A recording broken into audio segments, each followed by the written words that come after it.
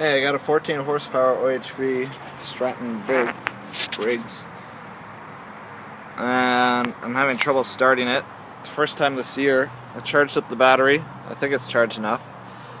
When I go to start it, it doesn't seem to raise itself up. And I'm not sure if I can raise it up myself. Let's see.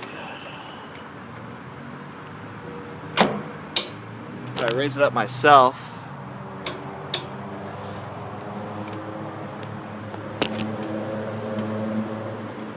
it sits there,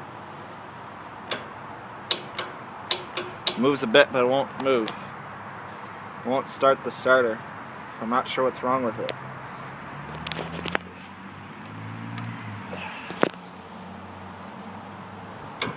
No. See, it's moving, but it won't actually go.